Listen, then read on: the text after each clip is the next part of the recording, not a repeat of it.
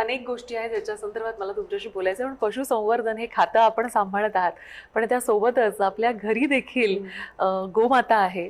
तर या संदर्भात नक्की जाणून घ्यायला आवडेल. आहे. आता आम्ही शेतकऱ्यांचंच कुटुंब असल्यामुळे घरी गावी भरपूर गाई, म्हशी, बैल वगैरे जनावरं होतीच.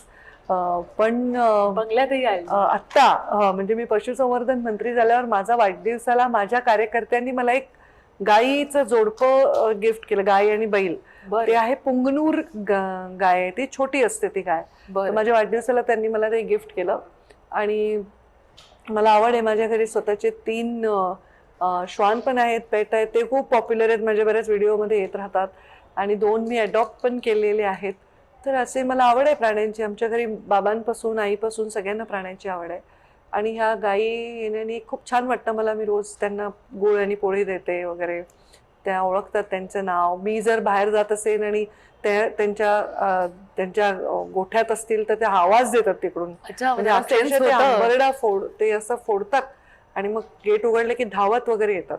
तर खूप छान अटॅचमेंट होते. ज्यांना आपलं व्यक्त होता येत नाही त्यांच्यासाठी काम करण्याचं पण एक वेगळं समाधान आहे.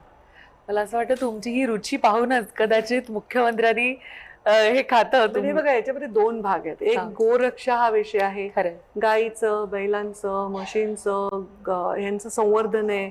ब्रीड्सला जास्तीत जास्त सायंटिफिकली जेनेटिकली ऑल्टर्ड करणं आहे. सेक्स सॉर्टेड सीमेन म्हणजे कसं आहे की दरवेळी गायीनी आणि म्हशींनी गर्भधारणा केली तर त्यांना फिमेलच व्हावं. आपल्याकडे बायकांच्या जेवढी मागणी नाही जेवढी प्राणी जातीत आहे तर ते आहे. आणि एक आहे की जिथे पोल्ट्री आहे, गोट्री आहे, फिशरी आहे, जिथे आम्ही ह्युमन कन्झम्पशनसाठी या गोष्टी बनवतो.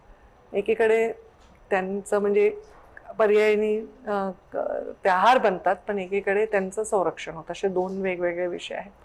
खरं. सो खरंच तारेवरची कसरत आहे. इतका सगळा हा व्याप हाकणं आणि याशिवाय नेते म्हणून जेव्हा आपण अनेक ठिकाणी महाराष्ट्रात फिरतात तेव्हा लोकांचं जे प्रेम आणि आपुलकी आपल्याला मिळते ती आम्ही पाहतच असतो सर्वत्र तत्र.